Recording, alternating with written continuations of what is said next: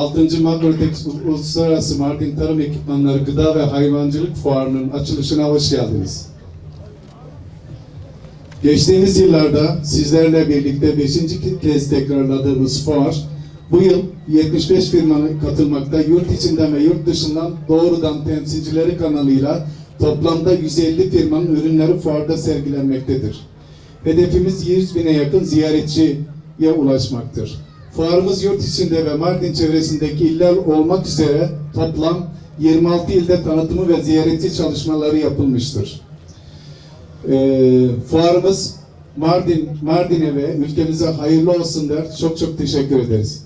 Maalesef üzülerek söylüyorum, şu anda bu gibi etkinliklerinde ve tarımsal ürünlerinin bölgede gelişmesiyle devlette hiçbir kimsenin olmamayışı bizi üzüntüyle karşılamaktadırlar. Gönül ister ki 4 tane Tarım Bakan Yardımcıları vardı. Biri de burada olması gerekirdi. Devasa bir tarım potansiyeline sahip ilimizde 6.'sı düzenlenen tarım hayvancılık fuarının önemini bir kez daha idrak ediyoruz. İl nüfusumuzun önemli bir bölümünün temel geçim kaynağı olan, ihracat sanayimizin temelini oluşturan tarımsal üretim varlığımızın daha modern üretim tekniklerin, ekipmanların ile bir güçlendirilmesi bugün başlayacak fuarımızın katkılarıyla perçinleşecektir.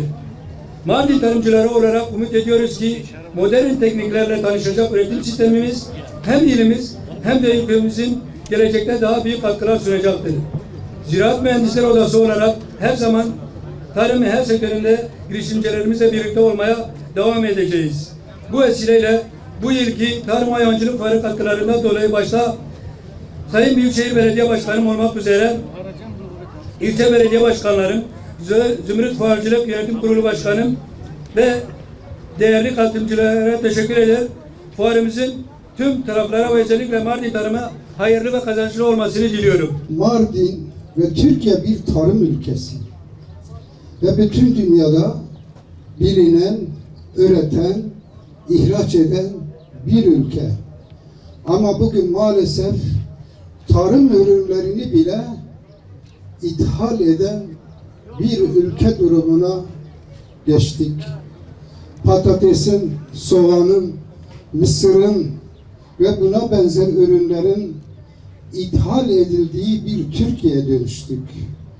Aslında büyük bir yanlışlık var. Tarımın çok önemli olmadığını düşünenler aslında büyük bir yanılgı içinde. Eğer bir ülkede emekçi, çiftçi, tarımla uğraşan, üretenler gerçekten bugün kendini yaşatacak bir noktaca değilse bu ülkenin ekonomisinin gün geçtikçe kötüleşmesi anlamına gelir.